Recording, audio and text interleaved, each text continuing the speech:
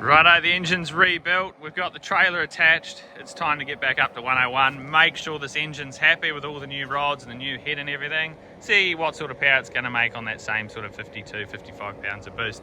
Let's get into it.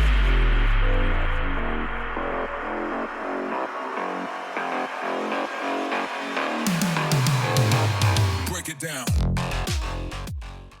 Righto, welcome back. This here's off to the customer. Now we can get back into this little Celica.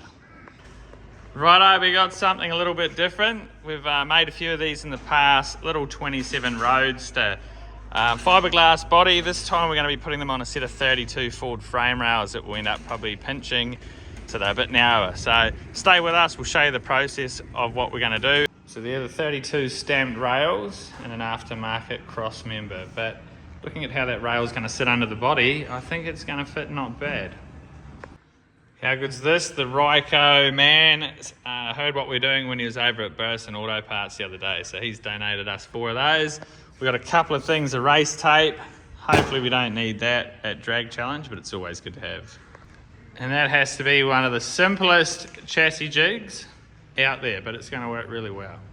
We've got this jig all dummied up, so just starting on pinching these rails in to suit this 27 Roadster body. So starting to look like something, but it's going to take a while. It's going to be a big job. We've got one of the rails needs to come in a good 10 mil on one side, the right hand rear. So what we'll do, we've just tacked a piece of box to the back of the bench, and then hopefully this will just pull it across. Oh, that's easy, mate. Piece of cake.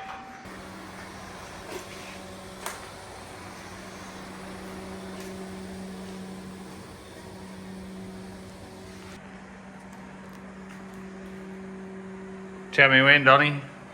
Hit it. Say when.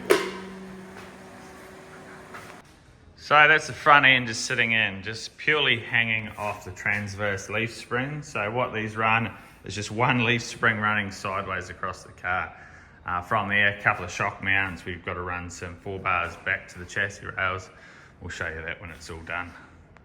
So that's all the shock mounts tacked in. Now I'm just having a play with the lower arm on the front. This is the stock bracket, which is actually a bit shorter than most you'd find, but it's still a bit tall for my liking. So I've just taken 25 mil off to see what it looks like on that side. And the angle of that, when it's at its true ride height, which is about an inch away now, will look quite good.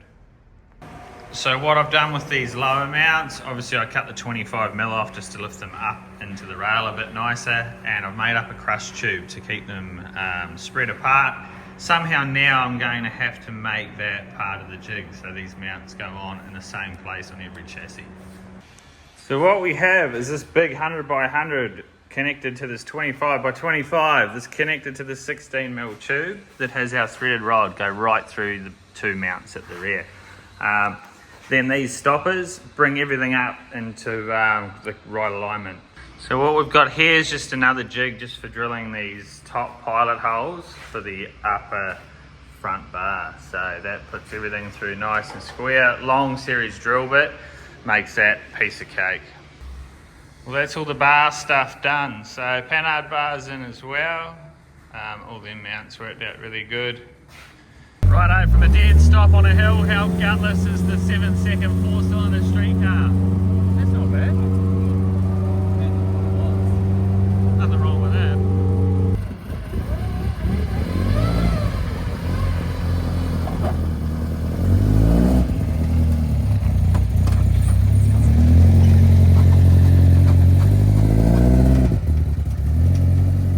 Oh, no worries at all.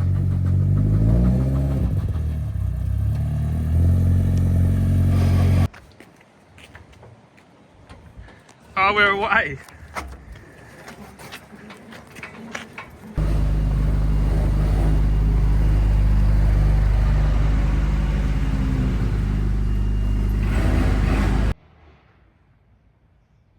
Australia's first 7-second all-wheel drive Civic.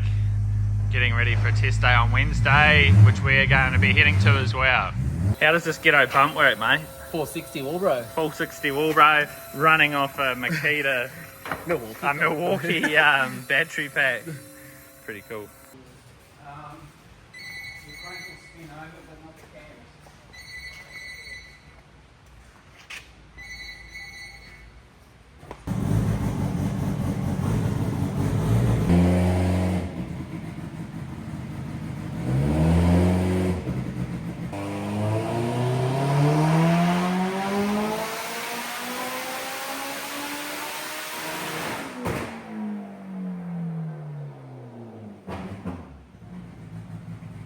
£42, 970 horsepower.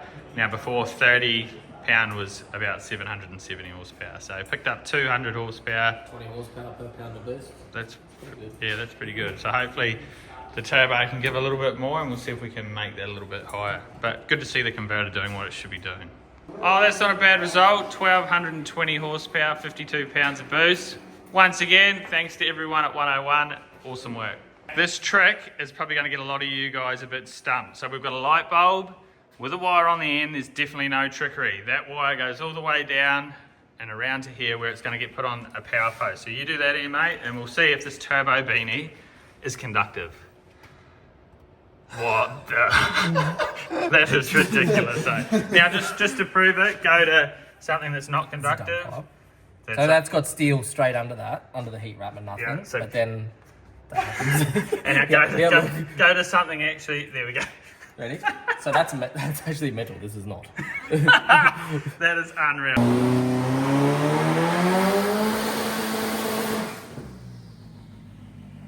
Oh, we're all loaded back up.